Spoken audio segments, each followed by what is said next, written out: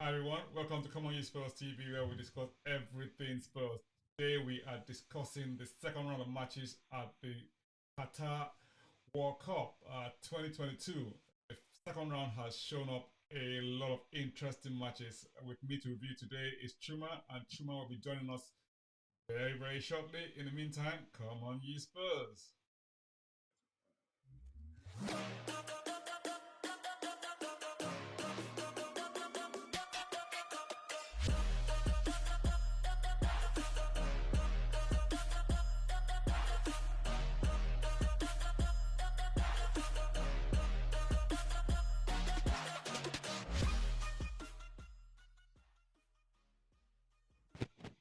Welcome back.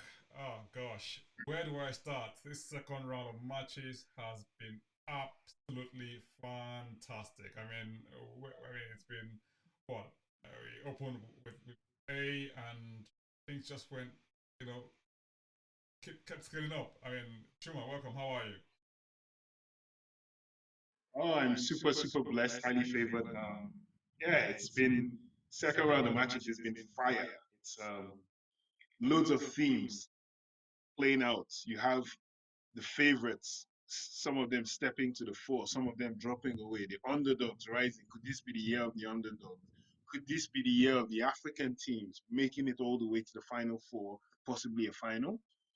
Loads of things are playing out, and we're really enjoying this. So I hope everyone else in Common E Spurs land is enjoying it as well. It has been absolutely fantastic, hasn't it? We kicked off on Friday or Saturday. I think it was Friday. We kicked off the second round of matches, and then we had the opening one where we had Qatar playing the host Senegal. Sorry, Qatar the host playing Senegal. It was a bit of a goal fest for Senegal in the end. Led by 2 goals to nil, and then Qatar pulled one back. Their very first goal in the World Cup.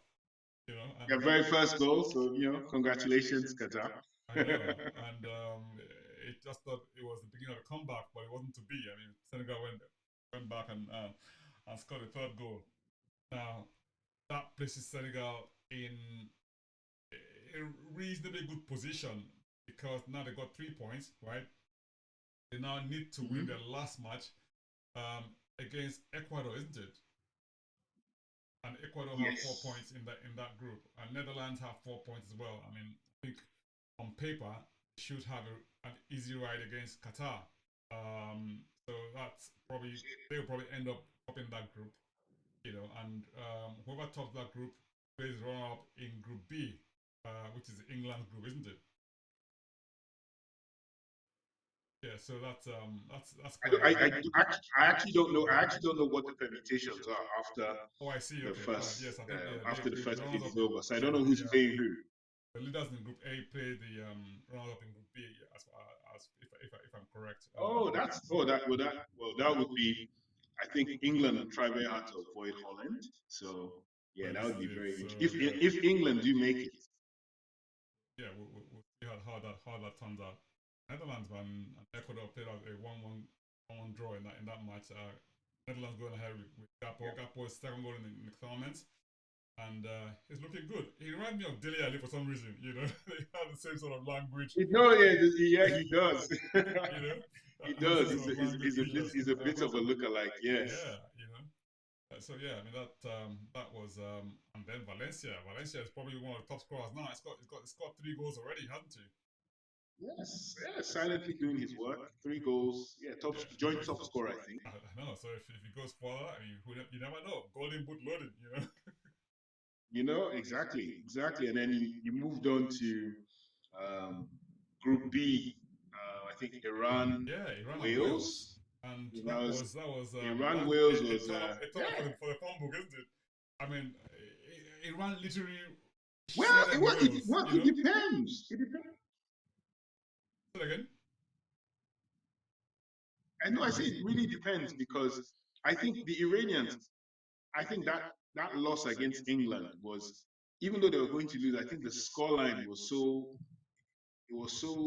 damaging to look at as a headline that you thought they didn't know how to play football. They just tactically they didn't match up well with England. But against Wales, I mean, everyone who watched that game suddenly realized the Iranians actually are very technically gifted players, They are. and the They Welsh are. were And old school British style. yeah, they just So won rings around Wales. They actually walloped Wales. I yeah, mean, it could have been it was a more. no contest. Yeah, You know, it was a total no contest, and two nil flattered, 2-0 flattered Wales. absolutely, Yeah. it was a flattering scoreline, that 2-0 result. Yeah. So Wales have it all to do against England in the final match. But I mean, England also faced a very very tough match against USA. Now, I know a lot of people have criticized Gareth Southgate for, I mean, his midfield selection, not bringing on Foden, and using Mount and all that. I'm one of them. I lead that queue.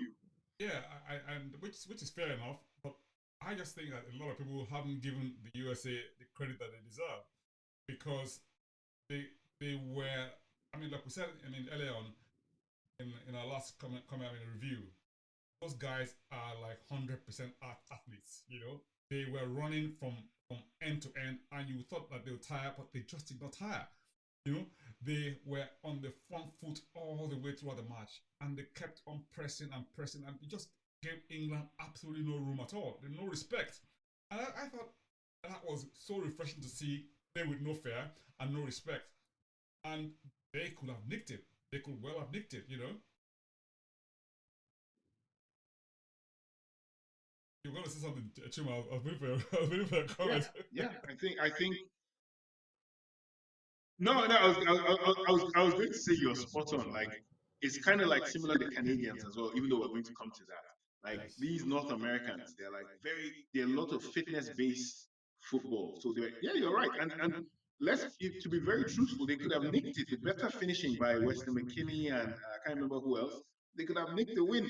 They could have nicked the win against England. Yes. It was these fine margins that certain teams just don't have killer players who can ice games at the right moment. If these teams possess those kind of killer players, I think they would, and America is one of them. America doesn't have that guy, that striker, I would say that. As soon as he touches, you would almost say like a Kane, but Harry Kane is playing so deep for England as well. There are loads of structural problems with the English team, in my opinion. And yes, the Americans played very well. And you're right, the Americans deserve more credit for how they performed. Yeah, because But of the the football. English, it was so with the English, it was so Maguire to Stones. They kept doing that pass side. I was like, what are you doing? You're giving the Americans more time to come forward. And I'm like, by the time it gets to midfield, Jude Bellingham, if there's any criticism of that young man, and you can tell he's still young and developing his career. He doesn't have a very good first touch, ball control. But when he has the ball under control, it's good. But his ball control, initial ball control, and if he has space, he can move a ball. But if you box him in, which is if you watch the Spanish players, they welcome it. If you got two guys on their side, they will accept the ball. But these English lads, not so much because their ball control isn't that great. The one player who has that for me in the English team is Foden. Foden has that thing because he's played under Pep Guardiola, where Absolutely. you need to receive the ball under pressure. Now, if he was in this team, would they have made a difference? I don't really know because I think, like you said, the Americans they got it tactically spot on. Yeah, they Like harried and don't they give any time pressed to and Mason they Mount. knew they knew when Yeah, to come forward, they McKinney knew when followed to Mason fall Mount back. everywhere. And it seemed, I mean, when you're watching the match, it seemed that I think there were more Americans on the pitch than there were English, because they were just all over the pitch, and they were going, I mean, it was That yeah, like what you might call total football as you know it, moving yeah, forward that's as the a sign. unit, and it's absolutely fantastic to watch from a neutral perspective. Um, a lot of people have Yeah, criticized Harry Kane. facts. Um, are you Mm. on that in that group? Chuma. No, I'm not because and this is not a Spurs bias. It's just because I don't know what Gareth Southgate is doing, how he intends to play, because Kane is dropping deep because there's no supply. This is also the same problem we had at Spurs up until you saw Kulusevski come back in. It was the same issue. He's dropping deep because nobody's bringing it to him. If you want Harry Kane to be a Lewandowski, you want him to be a Giroud I mean, if Harry Kane was transplanted into that French side, he would have 4 goals shall we be a little by bit now cheeky because and all he say, has to do is stay. I'll say that, shall we be a little cheeky and say that Saka is no Khrushchevsky?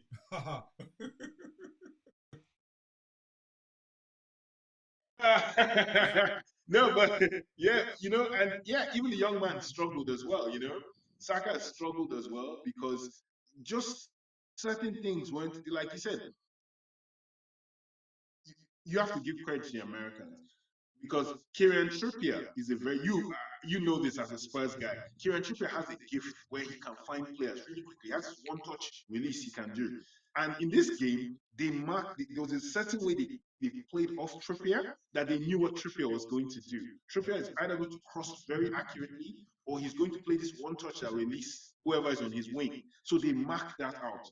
He was trying to get Harry Kane free so many times, Kieran Trippier, but they blocked him off. They frustrated him. Yeah, So he was a creative outlet. yeah, but It didn't happen this for is him. where you need somebody The left side, who's intelligent and can very play, because if you know that that's predictable and that's what they're gonna do, if ready to play, and and again, that's part of deep football in but also, intelligence. but also your coach in Gareth Southgate. Gareth Southgate's substitutions did not make sense to me. Like you're struggling with your forward line because the ball is not getting to them. So it's not about the forward line's problem. It's about supply. You bring on Rashford. I understand, but Rashford is another physical person that the Americans are physically manhandling you. He's still going to be physical. It's not. You needed a technical substitution, and Jack Grealish holds on to the ball too much, giving time for you to cover him. So you need somebody who is used to moving the ball. And, I'm not a coach, but I think the players get some of the blame, but Southgate to me gets quite a lot of the blame. How he did not counter the American. The American coach was on point. Yeah, I mean, moving on to, I guess it just means that last match becomes a really really tasty one. Uh, Wales versus England, and that's like a local derby, And this is where one book goes out the window, because even though England on paper are much higher rated than Wales, the truth of the matter is that, I mean, everyone plays in the same league, so they know each other Yeah, like yeah, it's a derby with a chip on their shoulder as well. The absolutely. Welsh, we worked in the UK. You know how the British family don't really like each other. Scotland, This is it. uh, This England, this is Wales, it. So I mean, everybody doesn't like. So it's and then the other thing about it is that when the chips are down, everybody just goes for broke. It becomes really really physical and you know like just the typical English football, if you like. So let's see how that yeah, pans out. I mean, it's not gonna go by phone book. I mean, one of the analysts on BBC says that, look, it's not gonna go by form. It's gonna go by emotion, and it's whoever wants it the most that will win that match, So I guess everyone, whoever has the most hearts on that day will come away tops. If you're watching us for the first time, this is Come On You Spurs TV. Subscribe and click on the like button. And if you want to leave us a comment, please do so.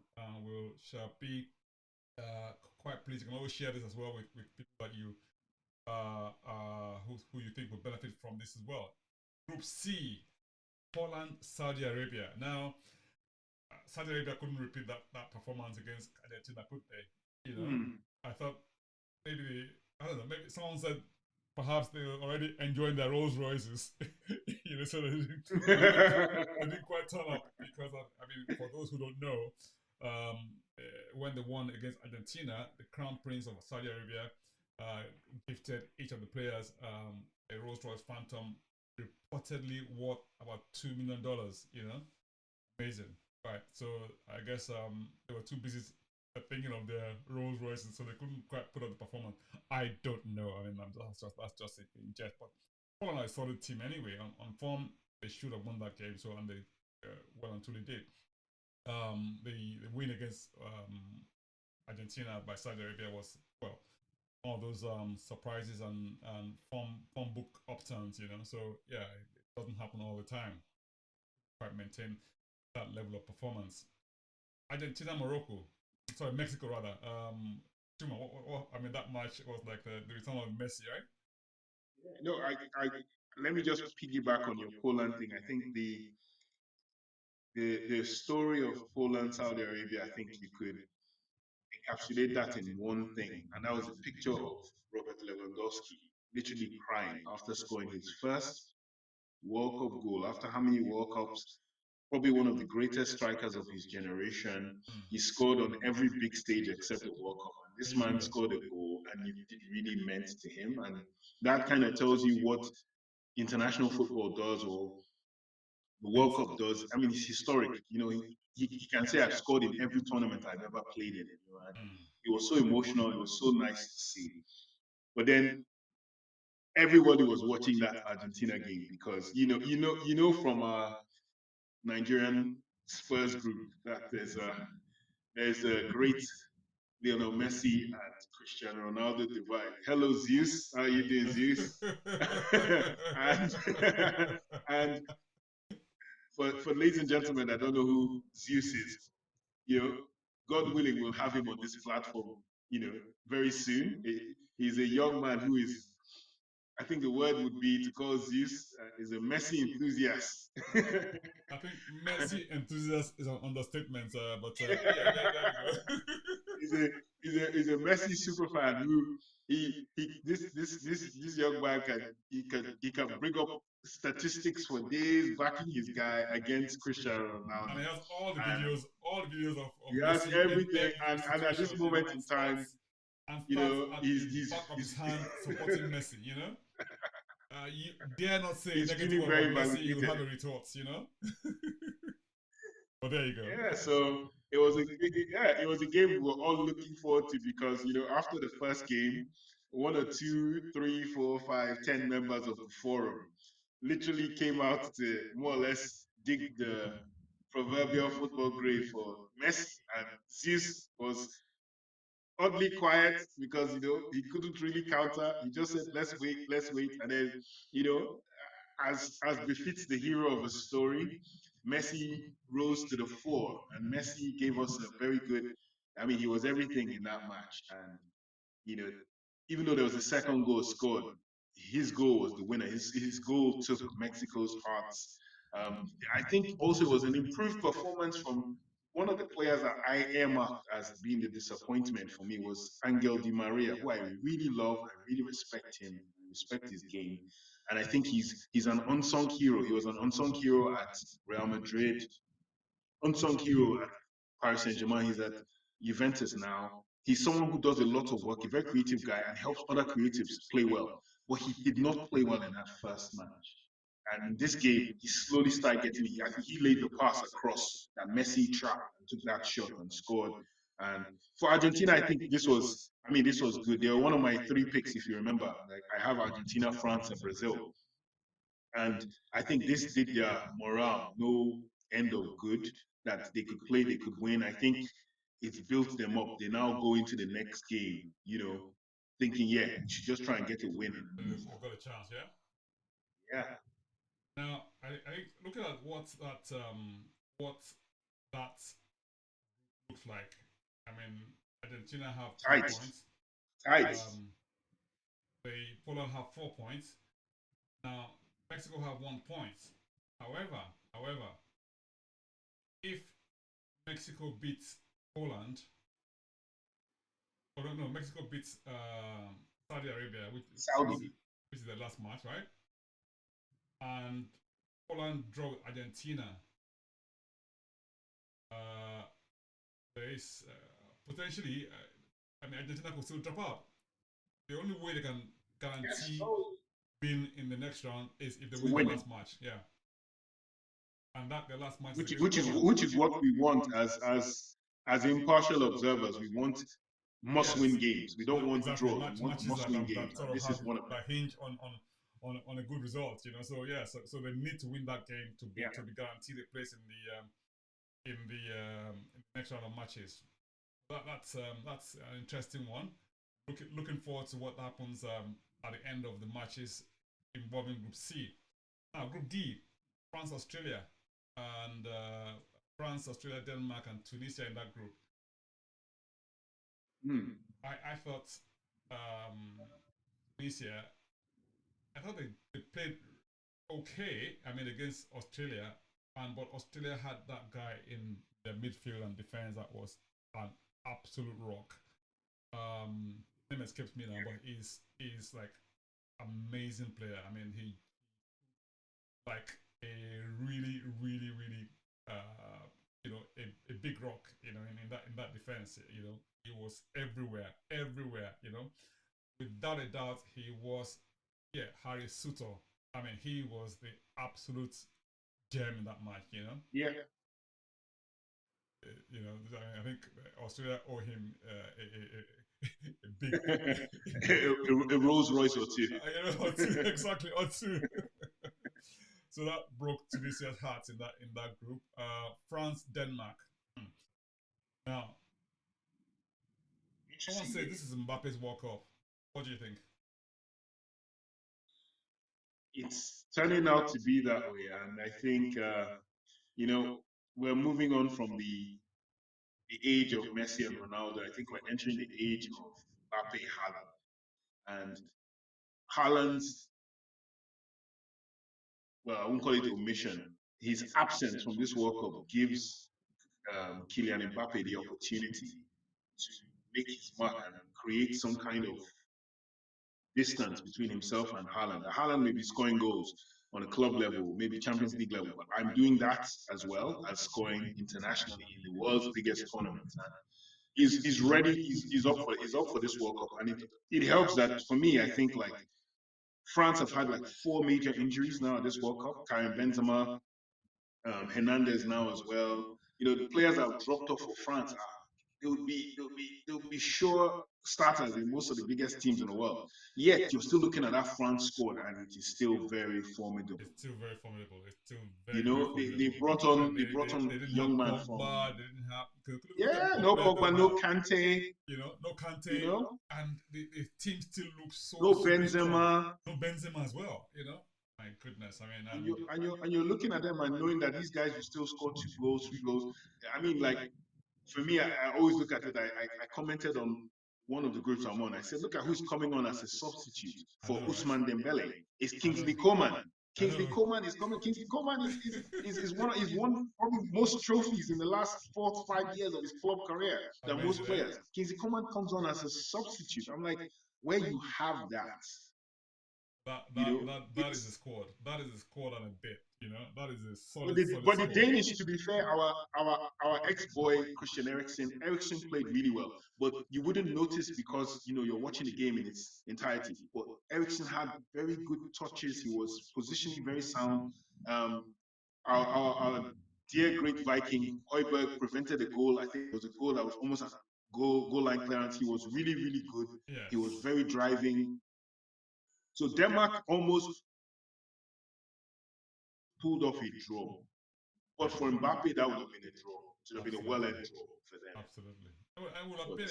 When you have players like Mbappe, you can't sleep. I felt a little bit sorry for Denmark because actually I thought they played really well, given the quality of the opposition they were up against and their own performance. Their own performance wasn't bad at all.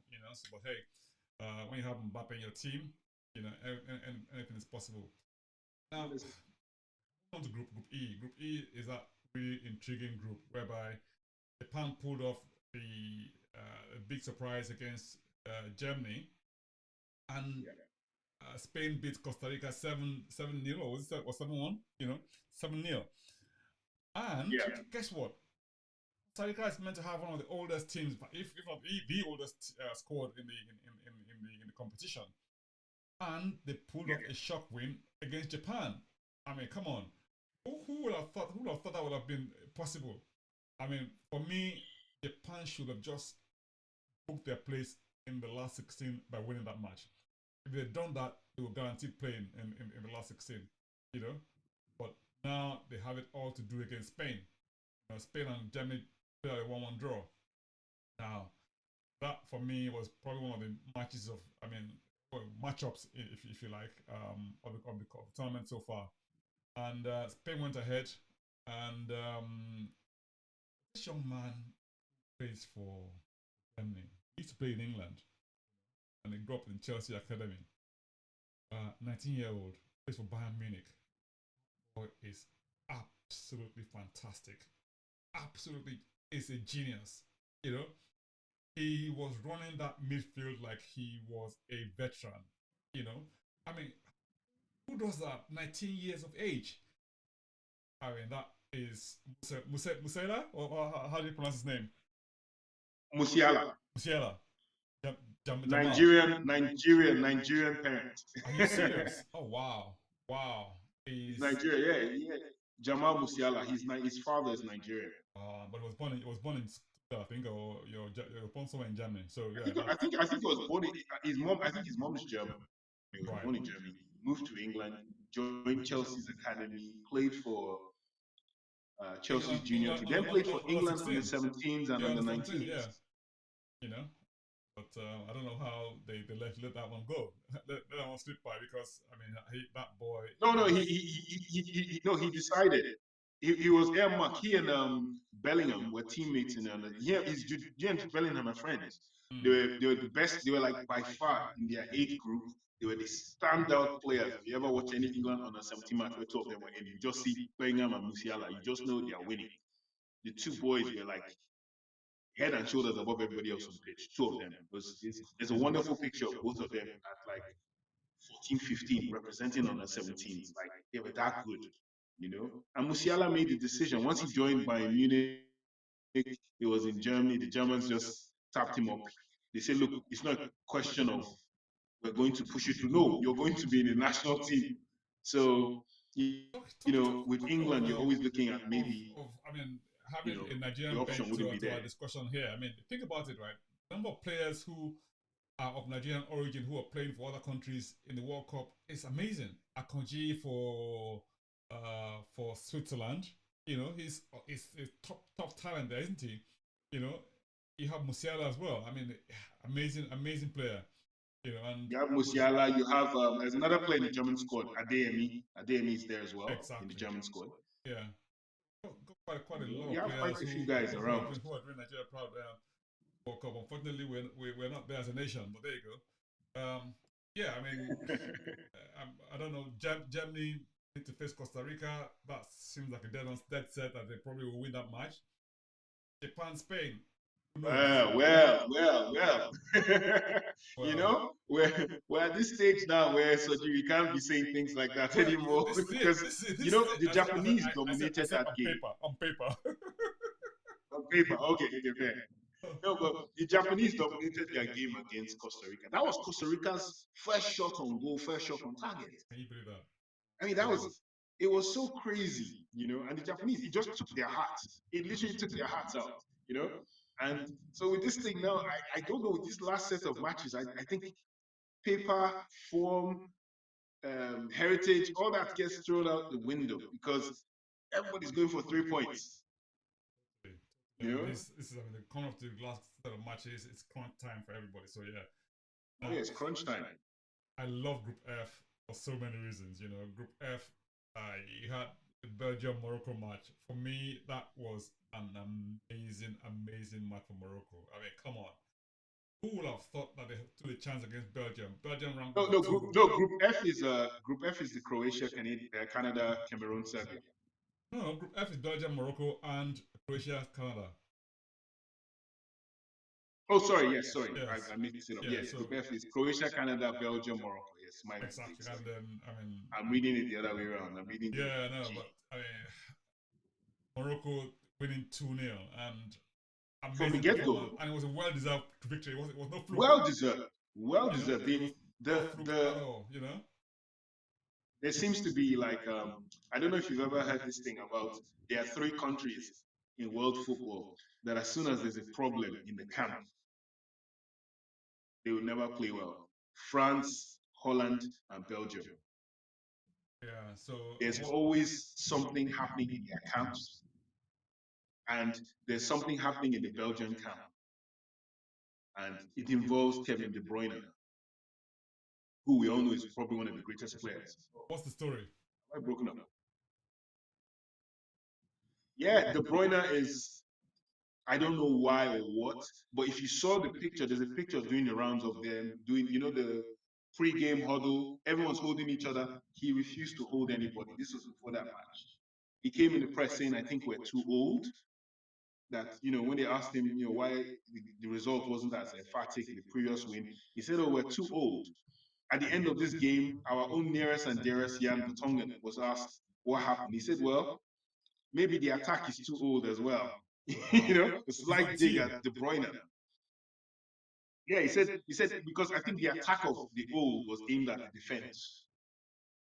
So Vertonghen now goes, maybe the attack is too old. You should ask, and it wasn't good enough. And then apparently from rumors coming out, there was a fight in the dressing room between De Bruyne and Vertonghen, and Lukaku had to separate. So that's what's been coming out, that, there's discontent, players are not happy, certain things are going on. But, the Belgian team, it was a step too, I think it's a tournament too far for this generation.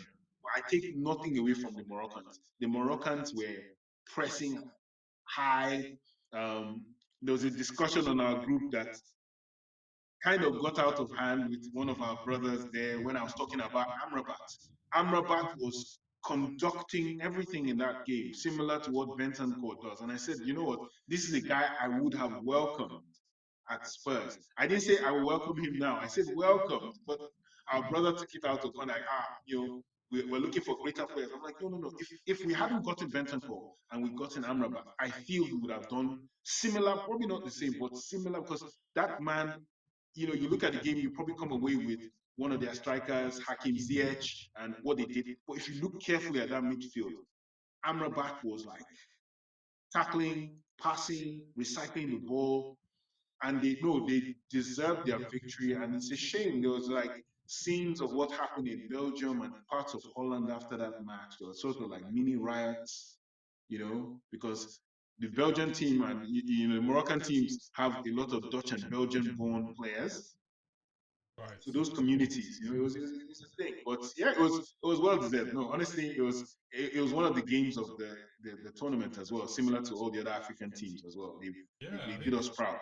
Overall, I think African teams have done quite well so far. I mean, it's been.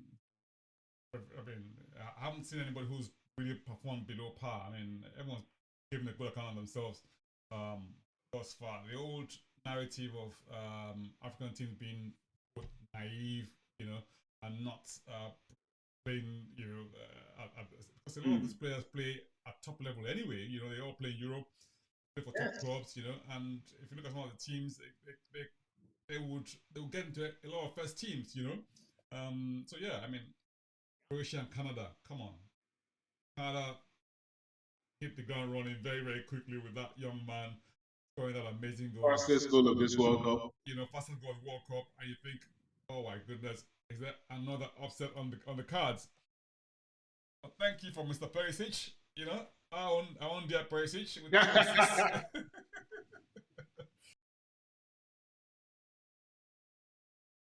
I might have to do a pause here because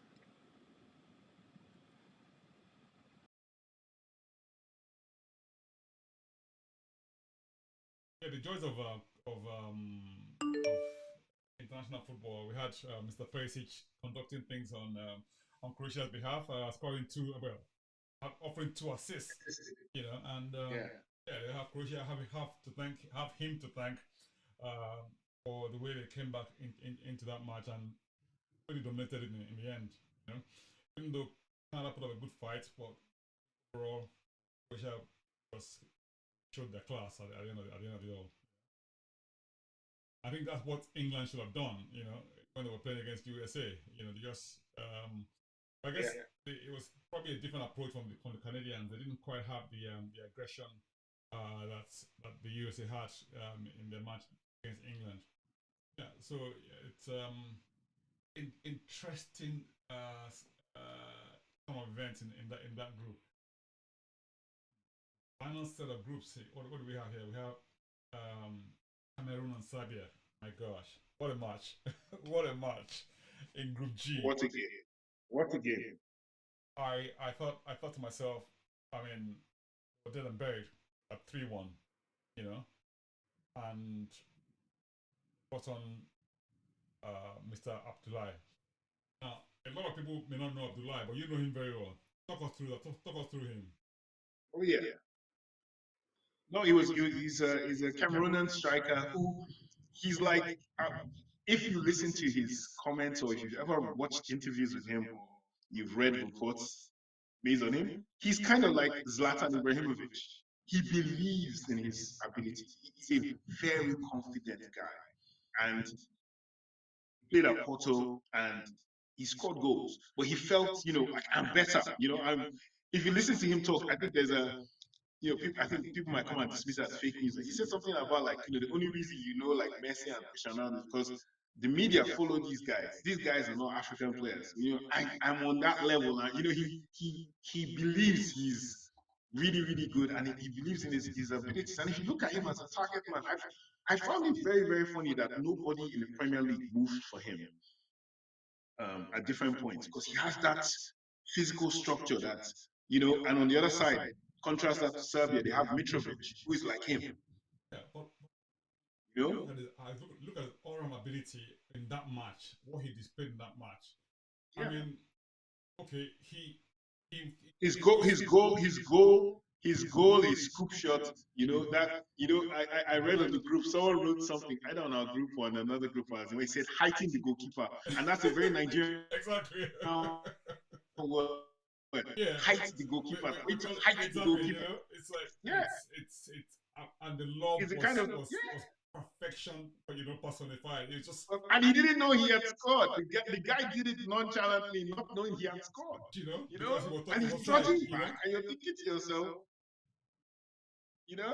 And I think that's one of the biggest complaints in this World Cup has been the offside thing and the VAR thing. We really like it's not robbing us of great moments, but it's really dampening a lot of things. I'm happy VAR cleared him. That was the one good use of VAR in this and then he tournament had an was assist giving that goal. for the third goal as well. Beautiful assist as well, for Yeah, Chipa Moting. yes. Now, for me, I would have Choupo-Moting Abdullah and Chipa Moting as a dual up attack front. any day because those Oh, boys 100%. are just so good. I think maybe the Cameroonians, but Chipa Moting plays for Bayern Munich. The start of Bayern Munich, is is And then, but let's not talk about another thing that was so important about that match was, at the start of the day, the news had come out that the Cameroonian Onana. goalkeeper, who is one of the stars of their squad, Andre Onana, who everyone knows from Ajax, got suspended for 12 months for mistaken thing with drugs, but he's a wonderful goalkeeper. He's a really class guy. All of a sudden, you hear he's not just dropped. He's kicked. He's out of the squad and has flown out. You're like, what? And then in comes this, I think Payasi, I think his name is, who is a substitute goalkeeper who plays in the Arabian League.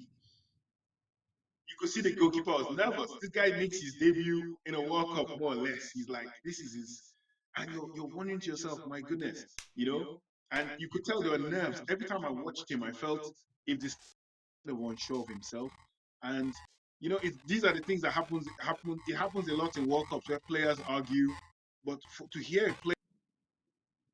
Yeah, the joys of technical itches and live stuff. I mean, yeah, it's not technology for you, but hey, what happen? We're talking about Abdullah and Chipa Morton, and I was saying that what it would look like having them playing for Tottenham,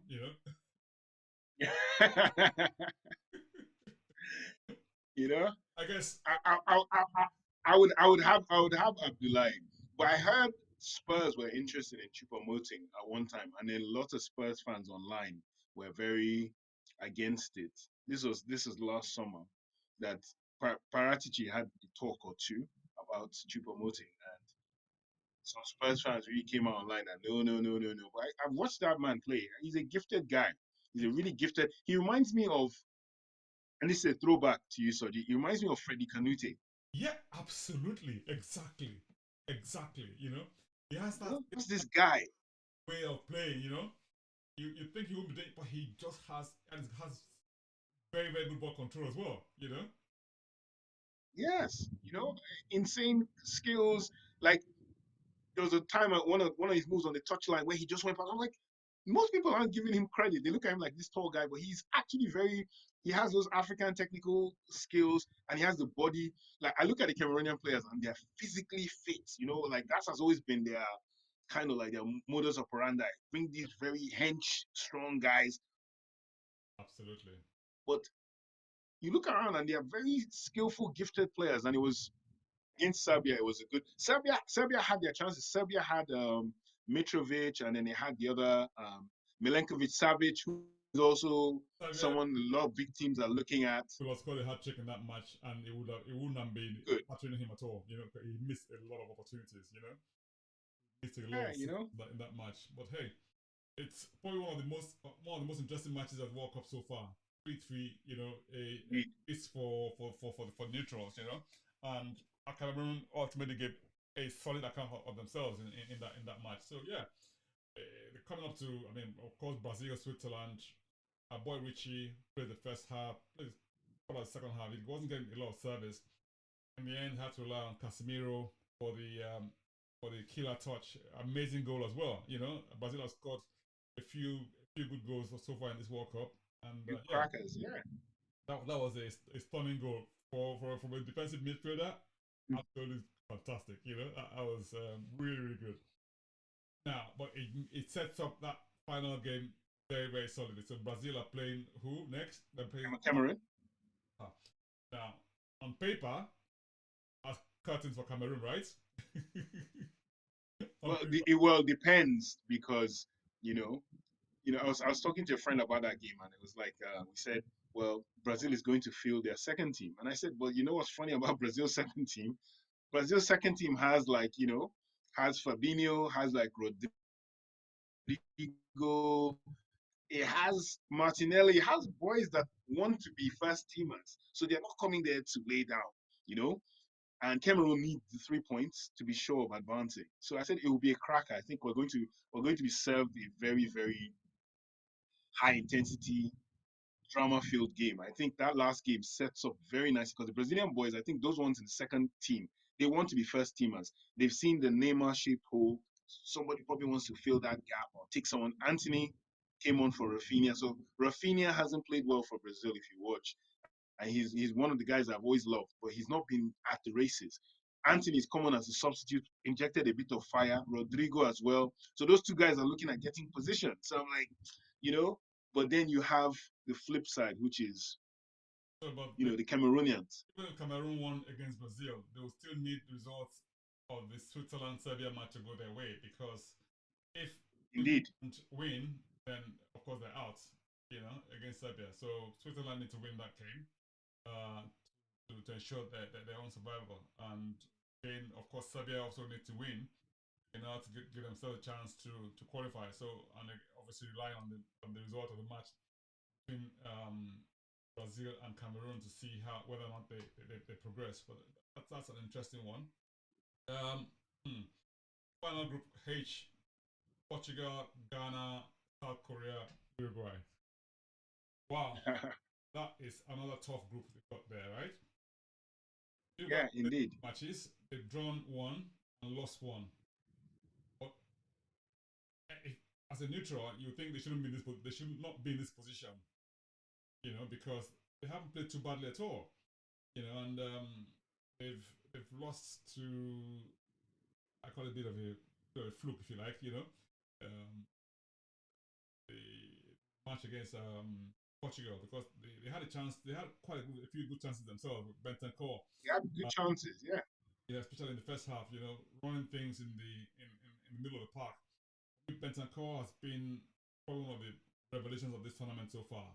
Been absolutely fantastic, absolutely fantastic. You know, you didn't know he had in his locker that he could actually play ball. You know, as in dribble, stop. You know, he could be the defensive player, he could be box to box, Mm-hmm. he could be attacking and complete player. You know, honestly, he's that good. I mean, a lot of people are discovering him now. I mean, you mentioned when we were talking off here about how Yeah, people in your groups were raving about Bentancur. But we see him every week, you know, in Tottenham and see what he does. You know, yeah, yeah, yeah. so Portugal It's and been, it's been, it's been, it's been, it's been. I think Yeah, I think Uruguay's problem. Sorry for cutting. I think Uruguay's problem is they're not clinical. Yeah. It's like something. Luis Suarez. God bless him. We, for better or worse, hero villain guy. You know, once sometimes some heroes need to back down. Same thing with Portugal as well. Looking at Cristiano Ronaldo, sometimes you need when you take a step back, let the next generation for Uruguay is Valverde and Bentancur and Darwin Nunes, but they're not being given the reins properly because you still have people like Godin, Suarez still there, and everything runs through certain players. So it's not with the Portuguese. It's the same thing. Cristiano, I think the world of working on yourself, working on your game, discipline, focus. But sometimes I look at that team, and there's some players there that will probably do more if they didn't have to look for him all the time.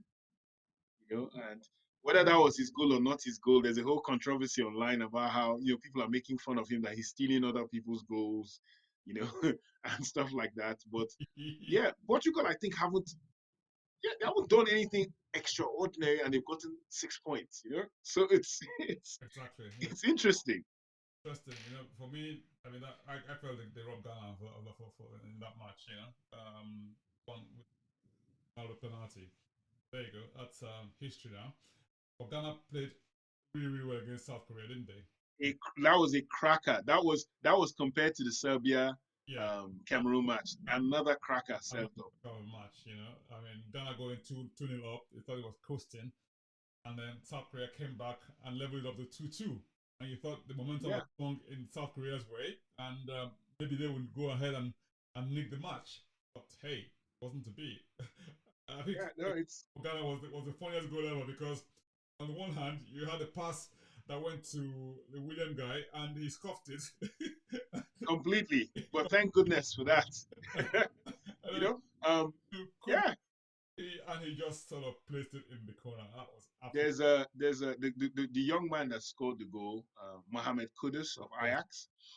Very interesting story because one of our members and brothers on our group, Kojo Anand, he's been raving about this young man for the last how many years because he came through. Oh, He came through there's an academy that finds players in Ghana, takes them to Norway. They have a team that all of them get into instantly, and they use it as a springboard to European teams. And he told me about Mohamed Kudus like some years back at Chooks. You should look at this guy. Da, da, da, da. I'm like, okay, cool. I'll look at him. I'll have a look. And I found the boy, and I said, this guy is really good. Joined Ajax, which is a very good, as we as Nigerians know, is a very good foundation for African players in Europe. absolutely. The Dutch league, and then playing for Ajax, good system. And he was frustrated. Apparently, he's been feeling frustrated because he felt he was ready, but they never really played him. Ten Hag played him a bit. He was probably looking to leave or not looking to leave, but the new manager very well. And you're seeing the fruits. And, like after this, what, 2 goals or 3 goals in this World Cup so far, he's looking he's looking every bit apart. Spurs had a look at him apparently um, last year. Paratici looked at him, but now I'm looking and saying, will we even get a sniff? He's a creative attacking midfielder in a weird way, but wide forward as well. He can play those sidelines next to the striker, and yeah, he's acquitted himself very well. The way he took that last goal, the winner, just placed it. He didn't go for power. He didn't go. Yep. Just placed it, and that's the Play. mark of a very good player. Absolutely, absolutely. I'm confident. But the Koreans are full of running, like the Japanese as well. The Asian players have so much energy, and they tried right to the last minute. They tried a goal line clearance from Salisu of Southampton at the end, and can we just talk about this trend in the World Cup where we're seeing 9 minutes injury time, 11 minutes, I mean, like it's it, it, 10 minutes injury time. There's one that had 18. Can you imagine? I can't remember which one, but it had. I mean, it's more than squeaky bum time. I, It's way squeaky bum. It's beyond squeaky bum. I think I think It's unbelievable. I think the instructions have been to say to players, I mean, to the referees that anytime they waste time, pause the clock. Anytime just pause the clock. Make sure. It's like every team has a chance because you're thinking in your head, it's not 90 minutes, it's 98. Let's get to 98. 101. You know. 101. It's and I see it everywhere online when people go, where did they get 7 minutes from? Where did they get 8 minutes? And I'm thinking, yes, the players were feigning injury.